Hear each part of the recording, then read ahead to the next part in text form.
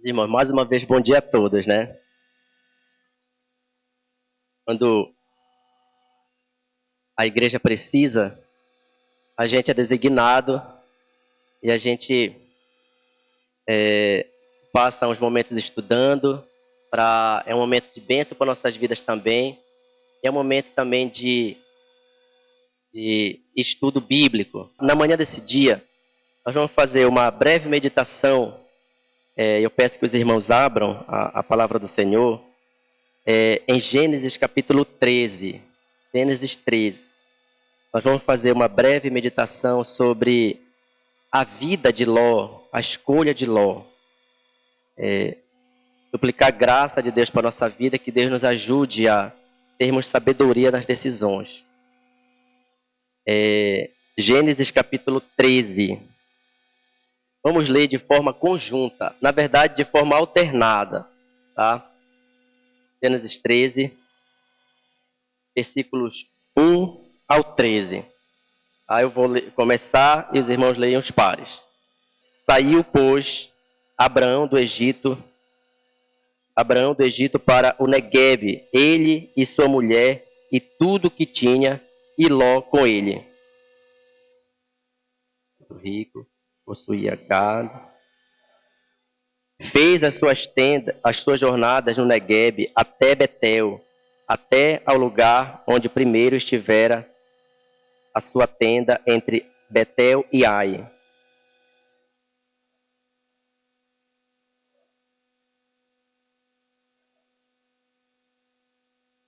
Ló, que ia com Abraão, também tinha rebanho, gado e tendas.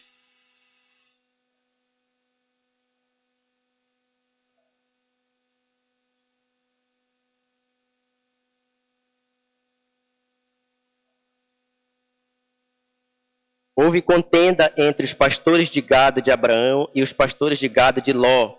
Nesse tempo, os cananeus e os ferezeus habitavam essa terra.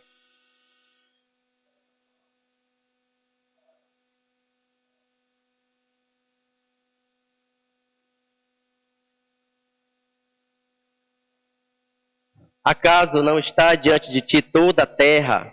Peço-te que te apartes de mim. Se fores para a esquerda, irei para a direita. Se fores para a direita, irei para a esquerda.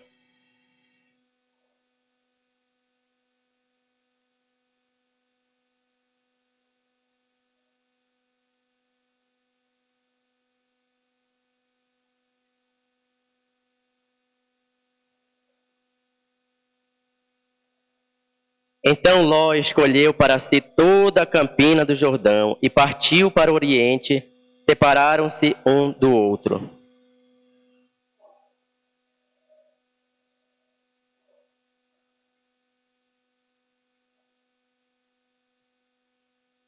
Ora, os homens de Sodoma eram maus e grandes pecadores contra o Senhor.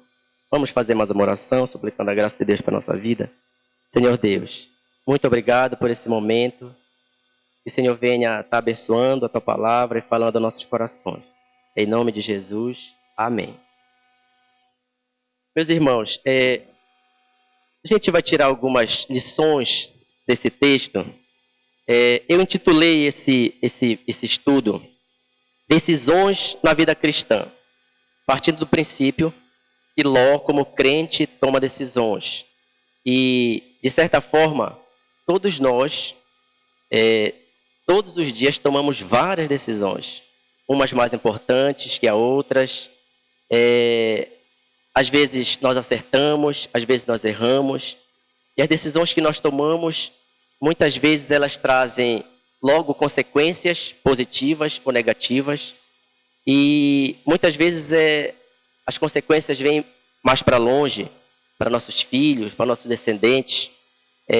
No entanto, que Deus sempre também nos capacita a tomar decisões.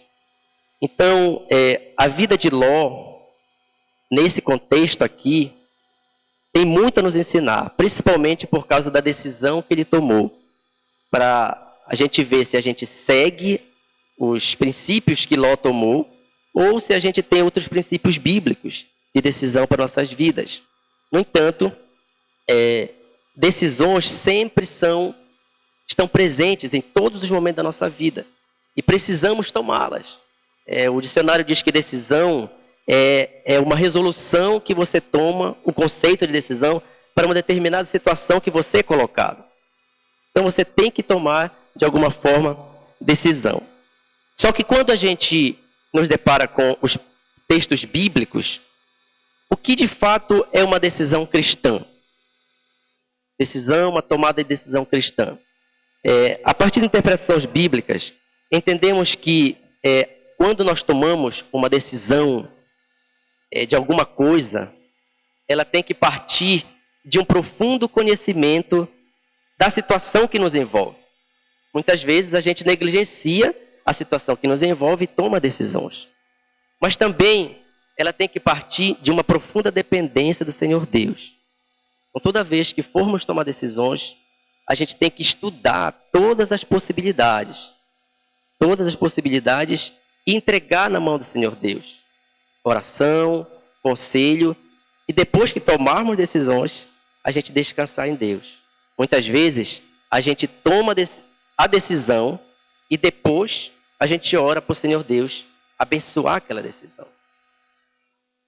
Olhando os textos bíblicos, quais são alguns princípios, antes de a gente entrar no texto, para ver os princípios bíblicos, primeiramente, e depois a gente vai ver como Siló, ele caminhou por esses princípios bíblicos para tomar decisão. Um dos primeiros princípios bíblicos que a gente deve tomar em consideração para a tomada de decisão é justamente o temor do Senhor, temer a Deus. O que a Bíblia fala no Salmo 110? No Salmo 110, 10, que o temor do Senhor é o princípio da sabedoria. Então, para a tomada de decisão, primeiramente, nós temos que temer o nome do Senhor. Deus nos dá essa graça como crente, de termos o Senhor Deus como nosso Deus, como Deus que a gente confia. O segundo princípio é suplicar a graça de Deus, pedir sabedoria de Deus. Mas a gente pode dizer, mas eu não tenho sabedoria para tomar decisão. Deus, na sua palavra, Tiago, no capítulo 1, versículo 5, diz que se aquele que precisa de sabedoria, o que é que tem que fazer? Peça a Deus que Ele dá de bom grado. Ele nos concede todos esses privilégios, essas graças. Quando tememos o Senhor Deus, as portas se abrem. Provérbios 4, quando ele vai falar da excelência da sabedoria, ele fala que a sabedoria foi guardada para nós. Então a gente tem que, de certa forma, tomar isso. Então, quando nós formos tomar decisão, além de temer o Senhor Deus, orar e suplicar a graça de Deus. E Deus concede sabedoria e graça. Um outro princípio básico para tomar uma decisão é justamente pedir aconselhamento. Muitos de nós tomamos decisões e pensamos que nós somos o rei. Não queremos saber de conselho, ficamos com raiva quando alguém vem dar opiniões e ficamos com raiva mesmo. Mas um dos princípios da sabedoria, a Bíblia fala que na multidão de conselheiros a sabedoria, a vitória. Então é um princípio para a gente tomar para nós. Lembram quando Roboão foi tomar conselho para ver se ele tirava o jugo ou não do povo de Israel? Ele tomou conselho com alguém, primeiro com os anciãos. Os anciãos falaram, olha, faz assim, assim, assim. Ele foi e disse, não. Eu vou lá com meus amigos, lá do futebol, lá do bilhar, lá do videogame. Vou pedir os conselhos para eles. Foi o que eles falaram, aperta esse povo. E foi o que aconteceu depois, como consequência, houve separação de Israel. Mas também esse texto, essa passagem de Roboão nos ensina que não é para todos que nós devemos pedir conselhos. Né? Alguns missionários da Palavra da Vida têm como máxima escolher 2 pessoas de lá, da missão, para toda vez pedir conselhos e colocar a sua vida para eles. Coisas que a gente muitas vezes não queremos, a gente toma decisões sem pedir conselho, sem querer orientação. Mas 3 princípios básicos é necessário. Primeiro, temer a Deus. Segundo, orar e suplicar a graça de Deus.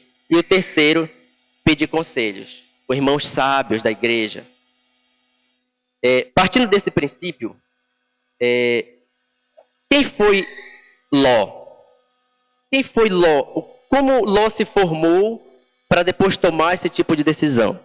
No capítulo 11, peço que os irmãos abram lá, por favor. No capítulo 11 de Gênesis, a partir do versículo 24 até 32, 24, 32, Moisés vai dar uma descrição espetacular de quem é Ló. Se a gente vê esse capítulo, os irmãos podem acompanhar, a gente não vai ler, mas podem acompanhar. O bisavô de toda essa geração, da geração de Ló, era Naor. Naor teve um filho e deu o nome de Terá. Terá teve 3 filhos. Abraão, Naor, que usou o nome do avô, e Arã. Terá teve 3 filhos. Abraão, Naor e Arã. Arã teve filhos, e um desses filhos é Ló. Então, logo, Ló é sobrinho de Abraão. Por que eu destaco aqui? Porque toda vez que a gente vai ler os textos para frente, diz que Ló foi com ele. Ló foi com Abraão.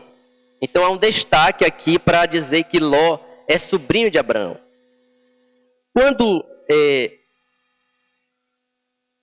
Arã morreu,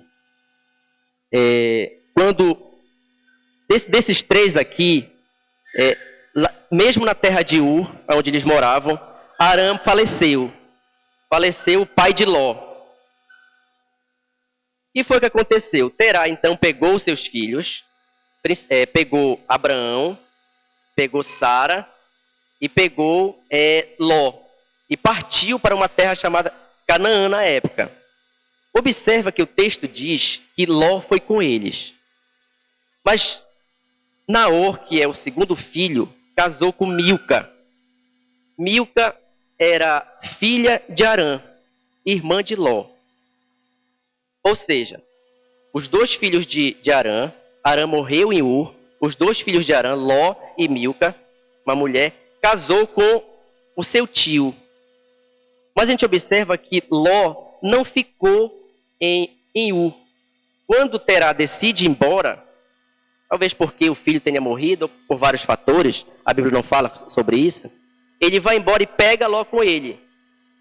E leva. Eu entendo também que Ló poderia ficar com seu tio, com a sua irmã, mas Ló não faz isso. De certa forma, Ló tem um momento passivo aqui. Muito moleque ainda, muito menino.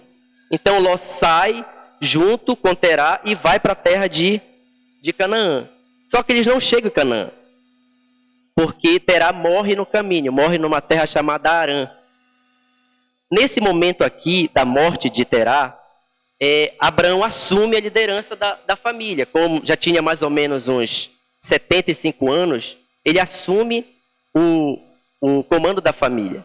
E nesse momento aqui, no início do capítulo 12, se a gente observar, Deus chama Abraão, faz a promessa, que é a promessa para os seus descendentes, que inclusive somos nós.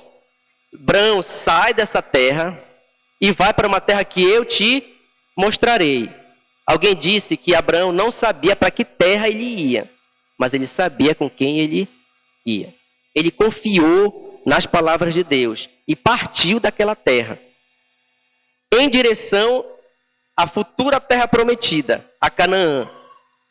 E a Bíblia fala que Abraão partiu para Canaã e peregrinou aquela terra lá, que é o Oriente Médio atual, e aquela terra que até hoje é conhecida como o deserto de Negueb, uma terra seca.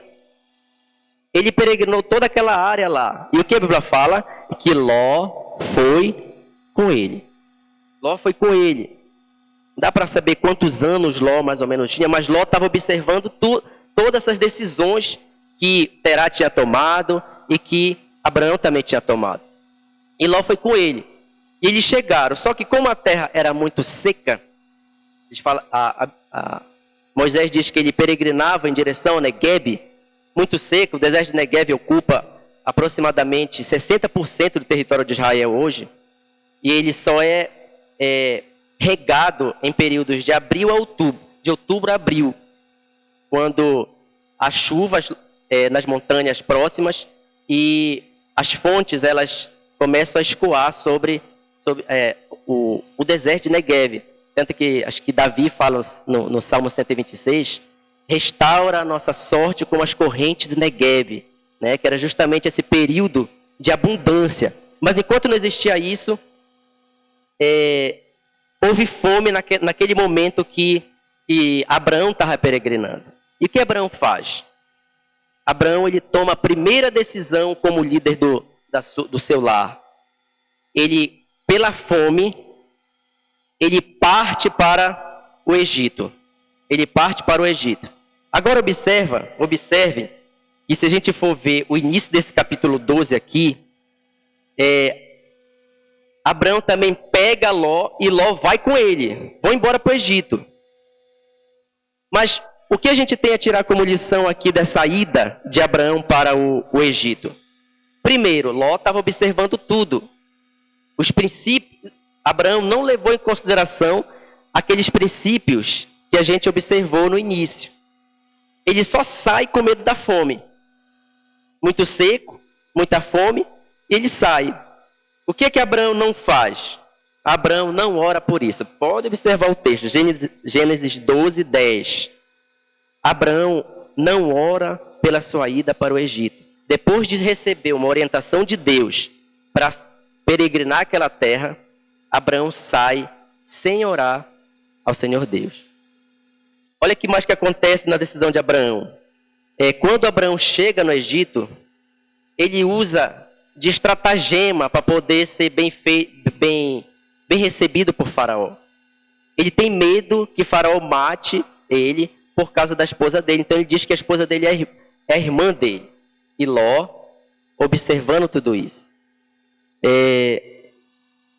De certa forma, Faraó descobre a situação toda e expulsa Abraão do Egito. Expulsa Abraão do Egito. Agora observe só que 3 características predominam quando Abraão sai do Egito. Uma é que eles foram expulsos. A outra, que ele partiu do Egito muito rico. Ele saiu muito rico do Egito. Não tem como saber quanto tempo eles ficaram no Egito. A Bíblia só revela que ele saiu muito rico e Ló veio com ele. Ló na cola de Abraão. Ló vindo com Abraão. Outra característica é que Deus puniu a Faraó por causa da situação da mulher de Abraão, de Sarai na época. Olha essas 3 características. Eles foram expulsos, Deus puniu o Faraó com pragas, e eles voltaram ricos, voltaram cheios de coisas. A Bíblia de Genebra faz um paralelo com a futura saída do povo de Israel do Egito, no período de travessia do Mar Vermelho. Acontece tudo isso. Eles foram expulsos, eles saem com um despojo muito grande, e Deus traz praga para Faraó na época. Já prefigurando, Abraão, na verdade, como pai da fé, prefigurava uma possível, um possível êxodo futuro. Isso Moisés colocava que era justamente para o povo ter que o pai da fé dele já tinha feito esse trajeto antes. Né? Então, olha o que acontece aqui.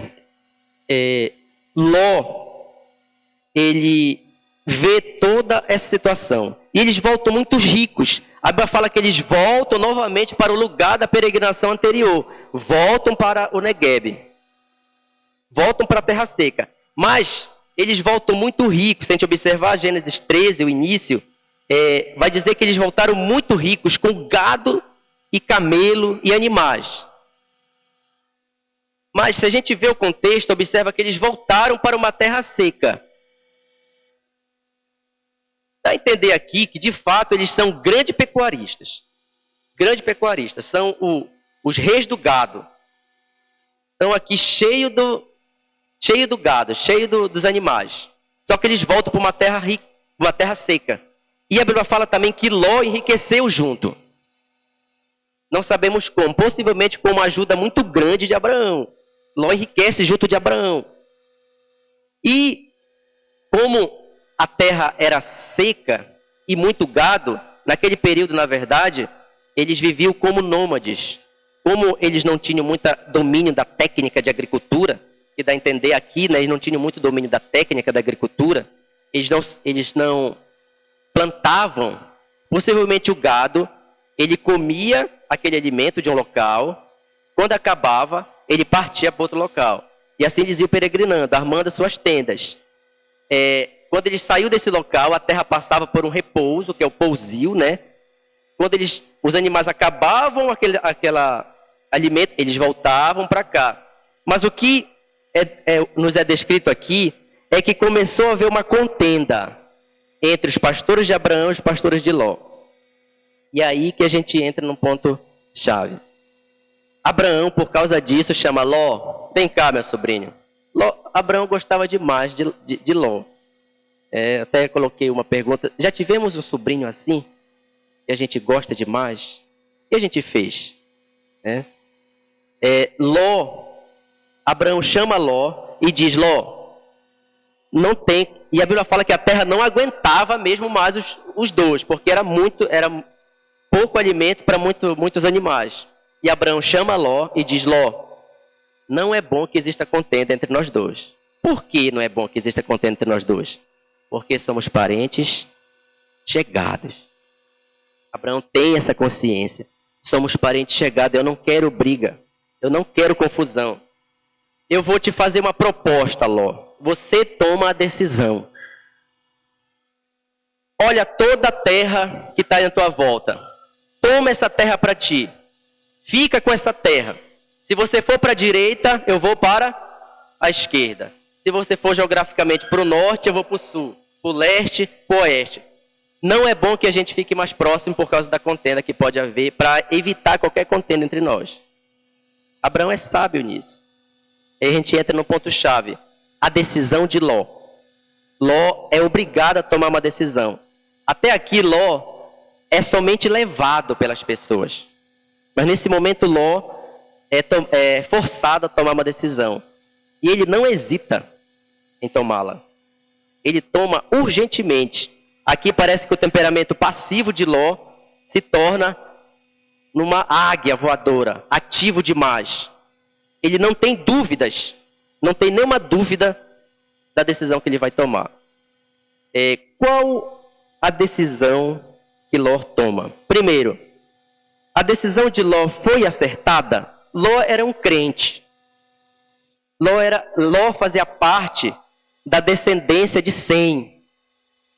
Desde o início de Gênesis, Moisés vem descrevendo que existia duas gerações, de certa forma. A descendência da mulher e a descendência da serpente. Ló fazia parte dessa geração da mulher, da geração eleita. Ele é sobrinho de Abraão, pai na fé. Ele era crente, assim como nós. Ele é obrigado a tomar uma decisão, como eu disse. Todos os dias somos levados a tomar decisão. E essa decisão aqui é importantíssima. Tem decisões menos e mais importantes. Aqui Ló é levado a tomar decisão. A decisão de Ló foi acertada? Resposta: não foi acertada. Não foi acertada. Por que a decisão de Ló não foi acertada? Primeiro, como sobrinho, como o mais novo, ele deveria deixar o tio tomar a decisão. Tio, o senhor tem sido muito bondoso comigo. Me ajude. Me fale para onde eu devo ir. Tome por mim essa decisão. Ou tome primeiro. Tio, toma primeiro essa decisão, depois eu tomo. Não fez isso. Esse foi um dos primeiros erros de Ló. O segundo é que Ló nem pensa em orar. Podem ver, se a gente observar esse início do capítulo 13, Ló nem hesita, nem faz menção de orar. Pelo contrário, o que o versículo 10 diz? Versículo 10 do capítulo 13. Levantou Ló os olhos e viu toda a campina do Jordão. Ao invés de Ló baixar os olhos e orar, ele fez o oposto. Ele levantou os olhos. Não orou de jeito nenhum.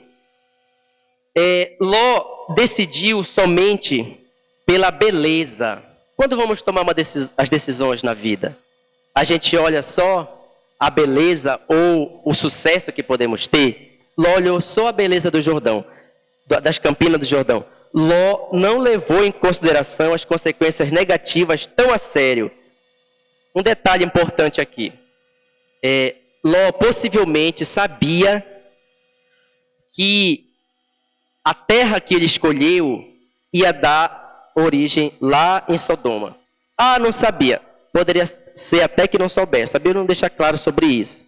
Mas os textos bíblicos dizem que a impiedade de Sodoma e Gomorra era tão grande que chegou até os céus. E toda aquela região conhecia a impiedade de Sodoma e Gomorra.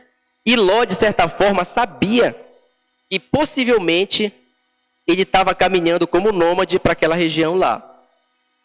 E Ló não levou em consideração todas estas consequências. Pelo contrário, a Bíblia diz que ele ia o quê? Armando as suas tendas até chegar em Sodoma. E Ló chega em Sodoma mesmo. Ló não considerou um contexto. Lembra que eu falei que para a gente tomar uma decisão, a gente tem que tapar de todo o contexto. É importante para a minha vida, então eu vou estudar todas as situações possíveis. Ló nem pensou nisso. Ló só viu a beleza daquela área regada e ele pensou, talvez os meus animais venham comer para sempre isso aí.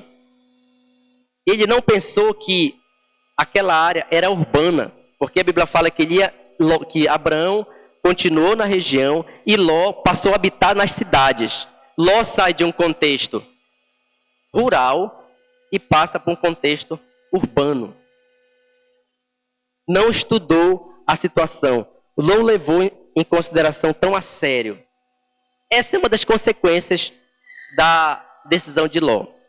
Mas eu vejo, irmãos, que uma das consequências mais sérias da decisão de Ló, quando ele se separou de Abraão, que muitas vezes nós tomamos, ou a gente vê, observa, e muitas vezes alguns irmãos também tomam, ele tomou uma decisão de separar da igreja da época.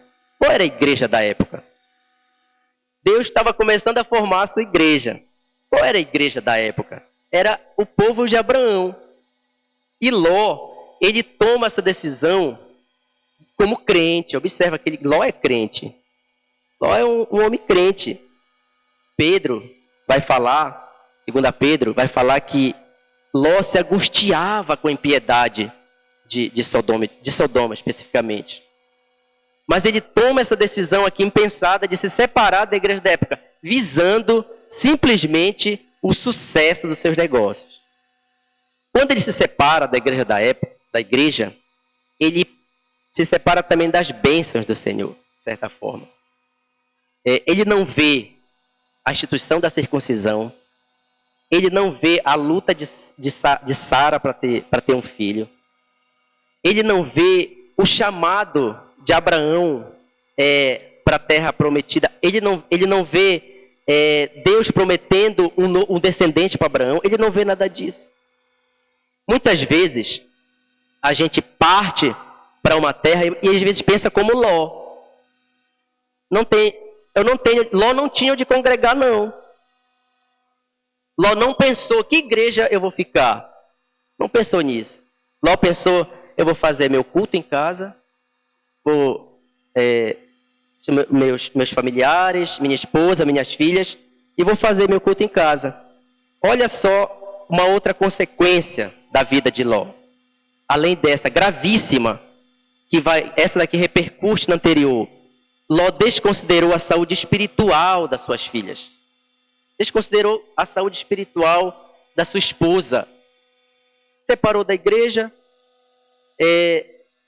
A sua esposa, naquele contexto urbano, começou a olhar para o mundo de Sodoma. As suas filhas simplesmente noivaram com meninos com homens de Sodoma. Imagina essa situação. De fato, Ló, como crente, só poderia se angustiar com isso. Se a gente faz um paralelo entre a escolha de Ló para suas filhas, no caso, que Ló não escolheu, as filhas foram enamoradas pelo mundo da época. Abraão, quando for escolher esposa para seu filho, ele vai lá na terra dos seus parentes. Ló está fora desse contexto. Ló, como crente, está fora desse contexto. Ló não tem cuidado, Ló negligencia a saúde espiritual da sua família. Quem eram os amigos de Ló? Quem eram? Vamos ler um texto, 2 Pedro 2, 7. 7 e 8.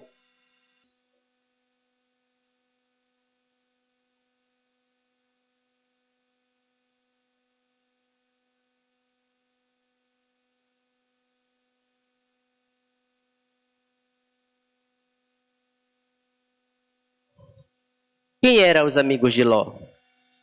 Ló não tinha amigos. Ló vivia atormentado. Que situação! Talvez ele poderia pensar agora, que situação eu me coloquei? Ló se angustiava com todo aquele pecado evidente. Mas existia pessoas da família dele que tinham amigos. As filhas dele tinham amigos. As filhas dele foram namoradas pelo mundo.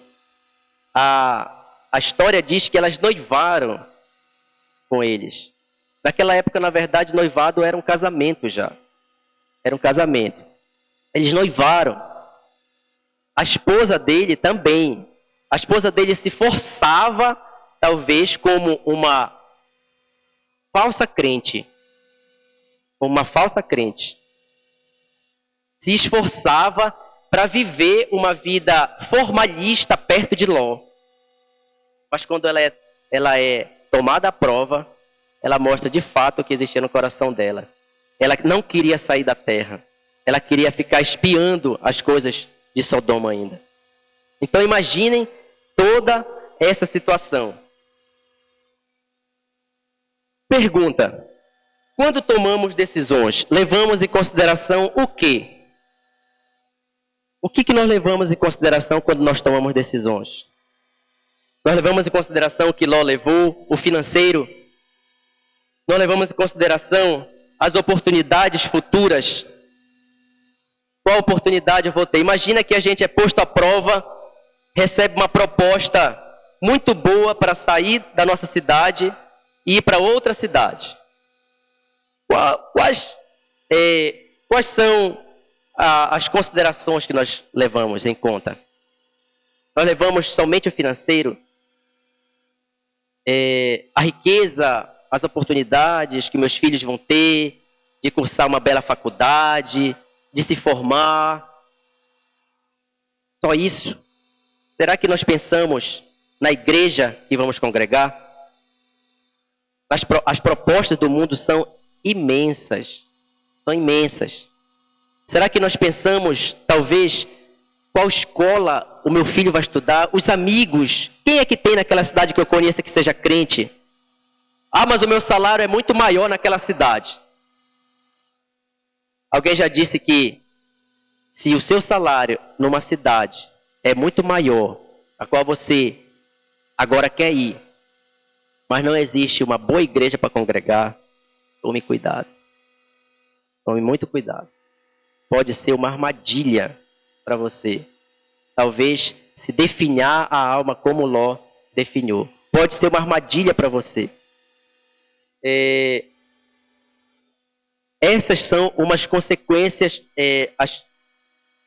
Quando tomamos decisões, que eu falei aqui, nós levamos em consideração a igreja onde nós vamos congregar. Tomamos, recentemente, os irmãos foram obrigados, de certa forma, né, a viajar para uma outra cidade. E eu, numa das viagens minhas, eu fui visitá-los. Ele disse: Ronaldo, se eu pudesse, eu voltaria. Porque as igrejas daqui têm muitas dificuldades. Se você vai para um local onde a congregação, a igreja não existe igreja fiel, não existe igreja verdadeira, aí você vai congregar como? Não, eu vou fazer meu culto doméstico de manhã, de tarde, de noite. Talvez como Ló fez. Olha o que aconteceu com as filhas e com a esposa. Não tomou cuidado. Não, eu vou congregar aquela igreja próxima de... Não é... Mas aquilo não é uma seita, irmão. Tome cuidado. Aquilo não é uma seita. Não, mas a gente vai, a gente lê a Bíblia. Tome cuidado. Quando o carvão pegando fogo se afasta do braseiro, ele tende a esfriar. Então, essa foi uma das terríveis situações que aconteceram na vida de Ló. E que, se Deus nos dá graça, pode acontecer também com a nossa vida na tomada de decisões. Eu conheço um irmão que ele estava passando sérias dificuldades financeiras, sérias. Com 2 filhas, esposa, passando... Ele recebeu uma proposta incrível, incrível. Plano de saúde, carro, bom salário e outras coisas mais. Ele disse assim, eu quero. Quem não quer, né? Eu queria também. Aí ele perguntou, mas o que é para eu ver? O que ele trabalha com venda, né? E o que é para eu vender? Caninha 51. Ele, opa, não quero. Incrível. Aos olhos humanos parecia que tudo estava levando ele a aceitar. Mas ele, não quero. E depois Deus abençoou ele grandemente. Grandemente. Quais foram as consequências da escolha de Ló? Ló tomou uma escolha errada. E quais são as consequências dessa escolha? Primeiro, Gênesis capítulo 14, versículo 12. A Bíblia fala que Ló foi levado cativo.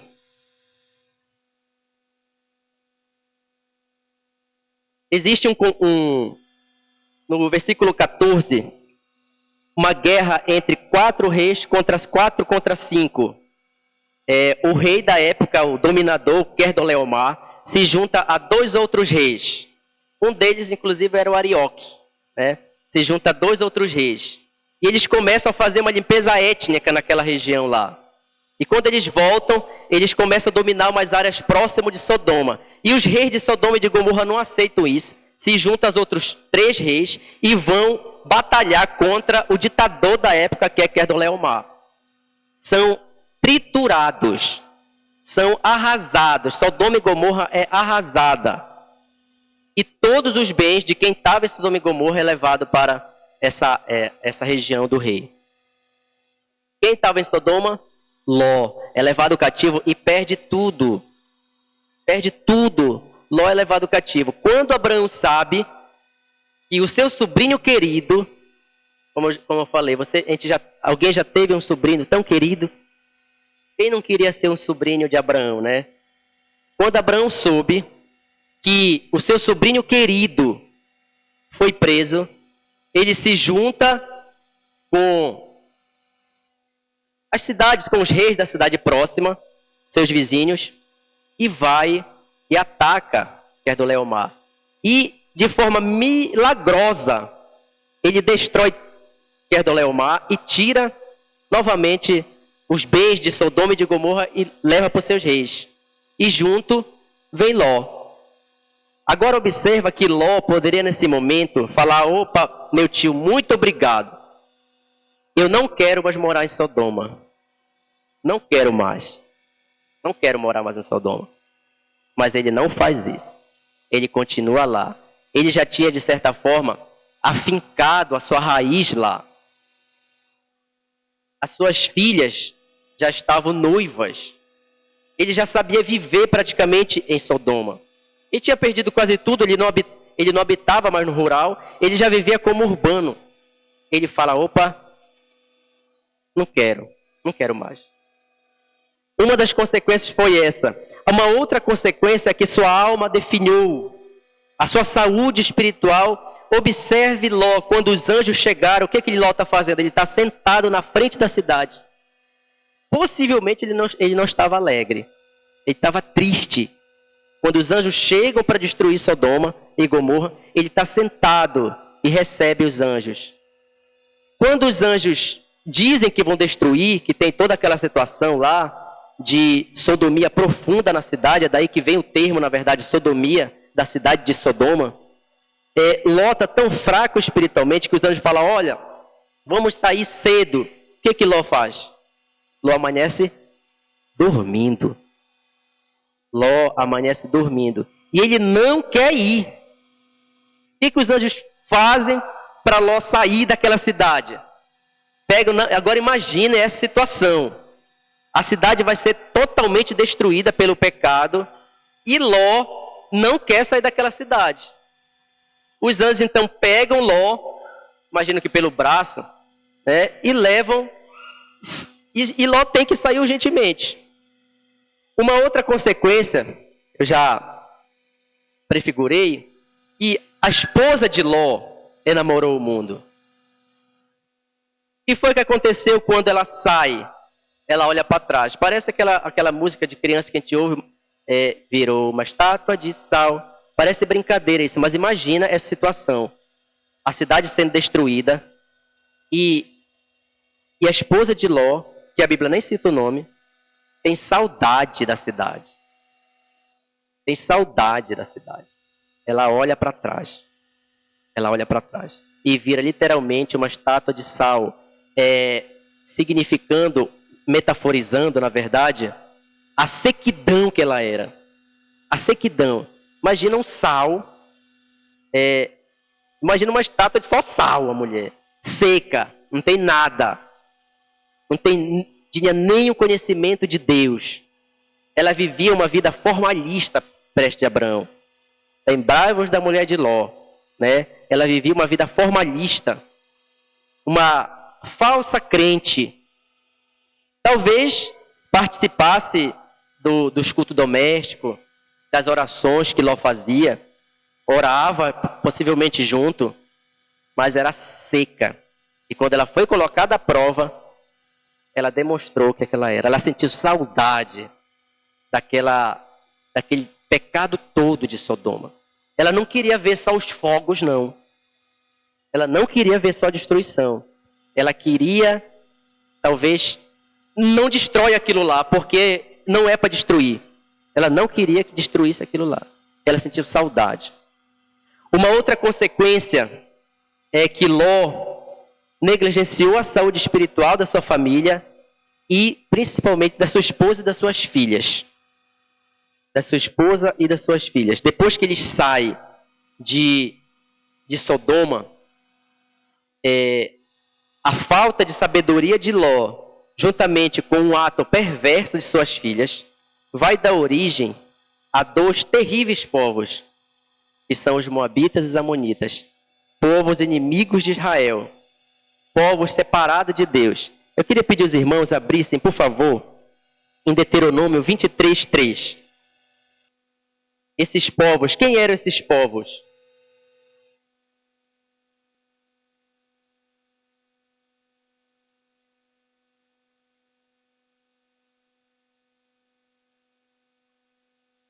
Povos separados eternamente do Senhor Deus, rejeitaram o Senhor Deus. Deus, de certa forma, fez a descendência de Ló continuar, mas foi uma descendência separada do Senhor Deus. E nós estamos, quando tomamos decisões, a gente está disposto a pagar o preço futuro duradouro negativo por uma decisão a princípio boa?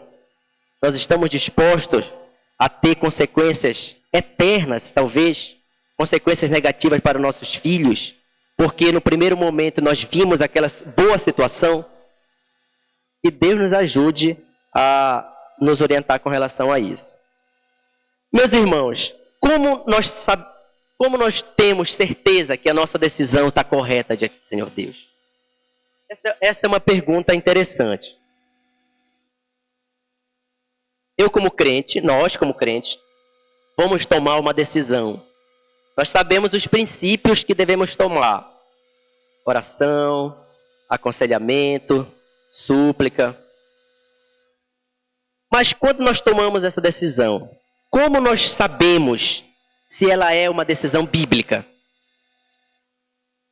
Existe isso? Nós, como crentes, podemos tomar uma decisão que não é bíblica? Podemos. Ló é o exemplo disso. Então, como a gente pode saber que a nossa decisão ela é bíblica? O que a gente deve levar em consideração? Duas coisas principais.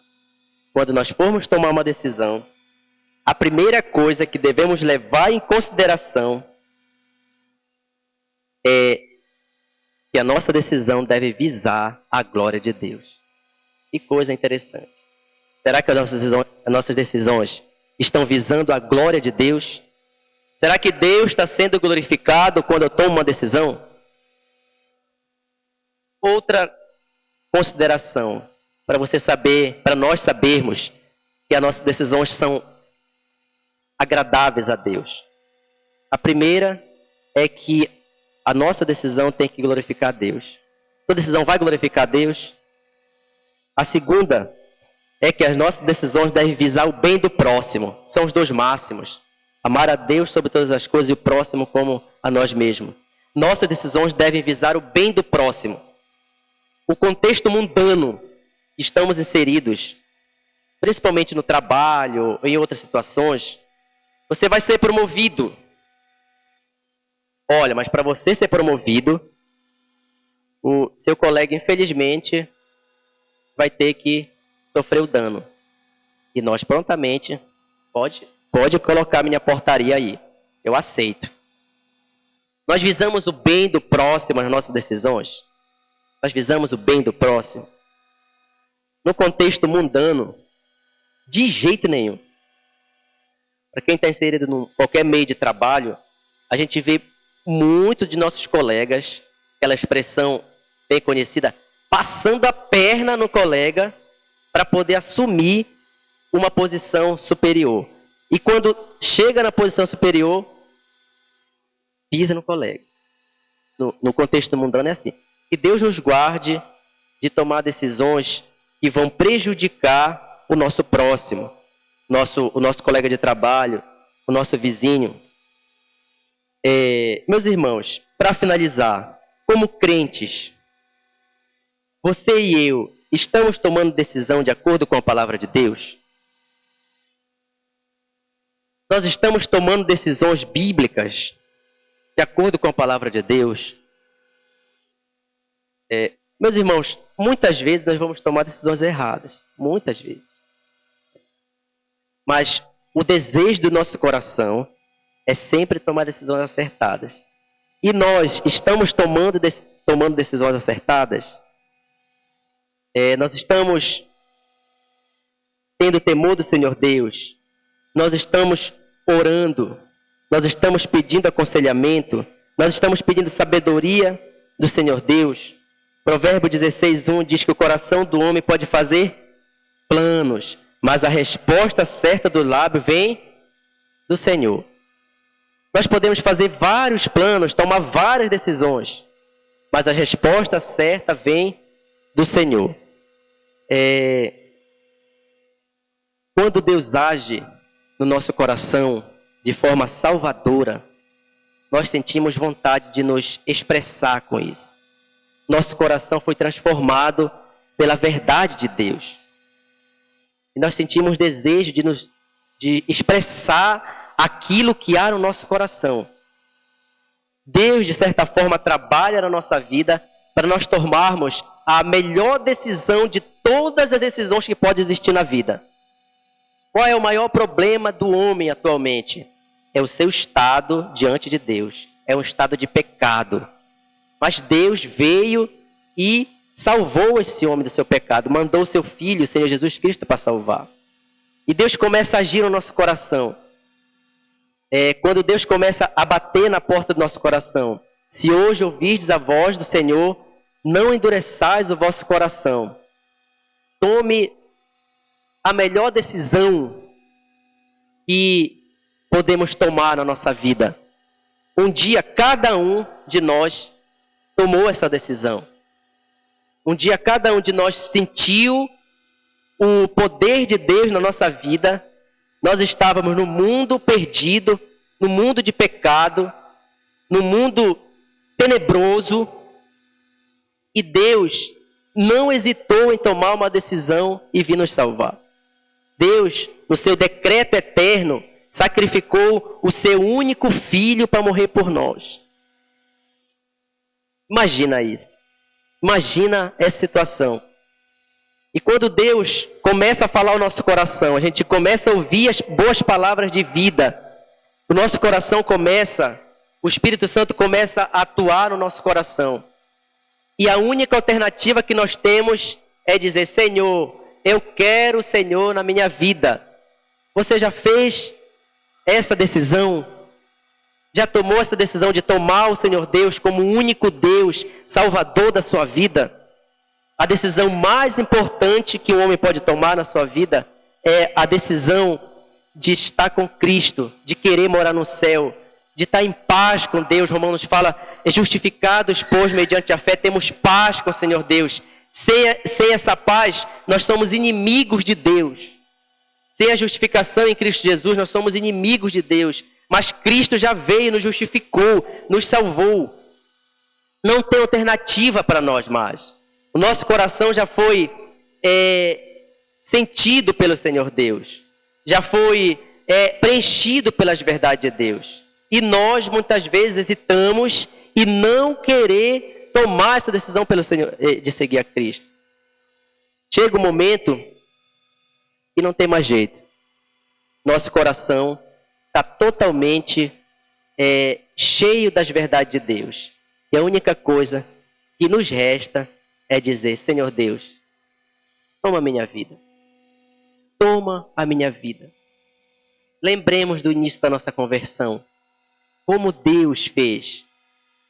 Deus encheu o nosso coração da sua palavra, da salvação. E o que foi que a gente expressou? Além de louvores ao Senhor Deus. Deus, eu quero te servir. Eu não tenho dúvidas nenhuma.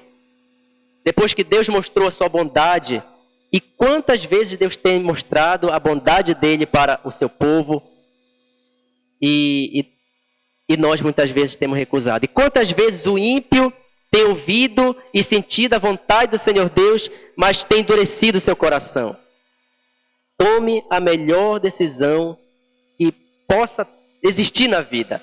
Riquezas, nobreza, status, nada disso se compara à decisão que você pode tomar com relação a Cristo. Já depois que Cristo ter tratado o seu coração, de querer o Senhor Jesus como o único Senhor e Salvador da sua vida. Amém?